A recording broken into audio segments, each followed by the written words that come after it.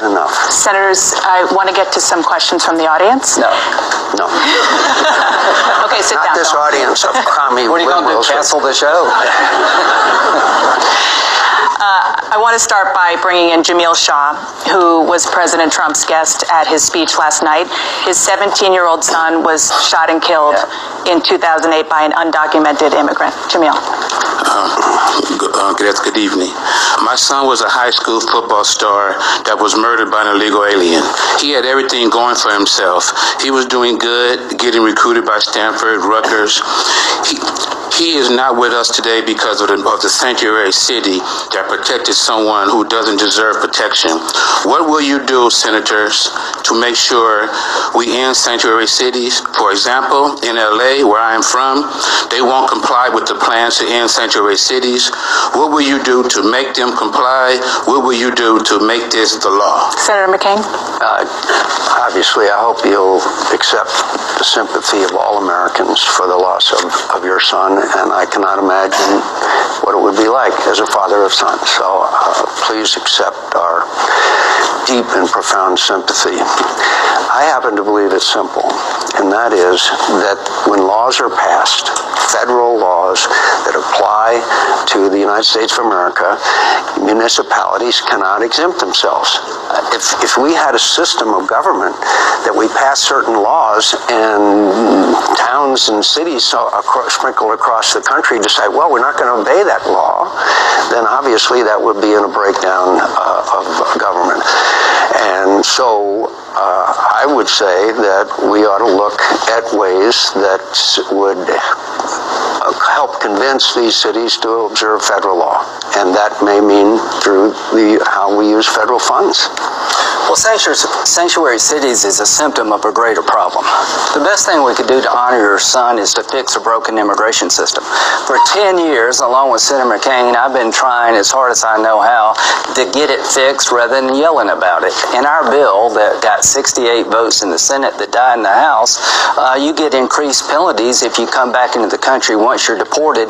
If you're a felon, you can never come back into the country. So all of us get it. Nobody wants the bad guys. Everybody wants to make sure that our laws are respected. There's a lady holed up in her church right now with 2 kids. Do you want her deported? I don't. What I want to do is keep the people who killed your son from ever coming back to our country, identify them and kick their ass out, and give that lady a chance to stay here by learning our language, paying taxes, and getting the back of the line. That's what I'm for. And we can we can secure our borders. We can do it through technology and drones and towers and more border patrol. So we have to have a secure border. But until we have genuine immigration reform, which means that if you go to work and you don't have verification that you're in the country legally, and that employer hires that individual, then that employer pays a huge penalty for doing so. Secure the border, and we can have. I was glad last night that the President of the United States made reference to the need for immigration reform. We're all with him. Senator McCain, Senator Graham mentioned deportation. I want to bring in another audience member, and it comes from Angel Reyes Garcia. His mother, Guadalupe, was deported in January after 21 years in the U.S. during a routine check-in with immigration officials. She's now the center of a high-profile immigration case. In 2008, she was convicted of using a false Social Security number, but she had reported to ICE every year since.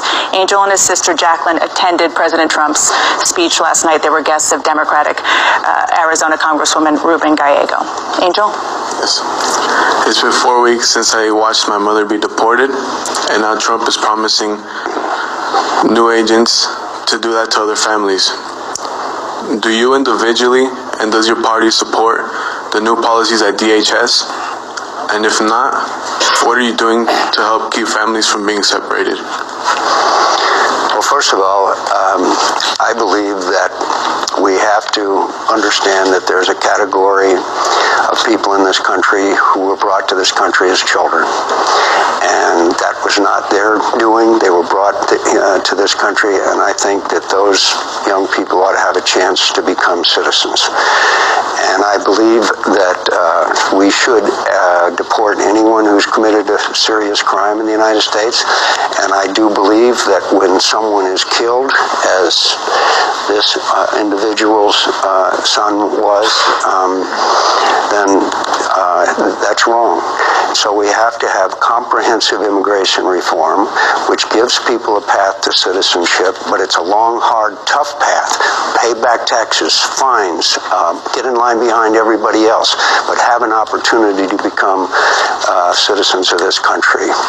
Senator Graham, can I just ask you, you both now have talked about comprehensive immigration reform. The president told news anchors yesterday that he is now open to... That's what I said. Yeah, but not... But not path to citizenship, legal status. Yeah, but can I just add one thing? But I just want to add one thing, because today a White House official characterized the president's remarks as, quote, a misdirection play. There's mixed messages. What do you make of that? Well, is this the first time there's been mixed messages? I'm shocked. Yeah. I'm shocked. Yeah. Well, he's going to be judged by whether or not he can solve this problem. I think Donald Trump has an ability to solve the problem unlike anybody in recent times. We always pass a bill in the Senate like 68 votes. It goes to the House, my Republican colleagues in the House, it always dies. I think Trump has the ability to tell the right, you know, this is a good deal, take it. Here's what I think. Most Americans want the man who killed your son to be deported yesterday and never come back. I think most Americans want your mother not to have been deported. I can tell the difference between your mother and the person who killed his son. Don't you think most Americans can see that difference? So what Trump is doing is a good thing in terms of getting the bad hombres out. His mother is not a bad hombrette. So the bottom line here is that the Republican Party and the Democratic Party have a chance here to secure our border, control who gets a job, and tell the difference between a repeat offender, a rapist, a drug dealer, a bad hombre, and his mother. And finally, have you ever wondered why we're not being overrun by illegal Canadians? We got two borders, one with Canada, one with Mexico. I've never met an illegal Canadian. They may be out there. I'll go look for them. This is an economic issue. People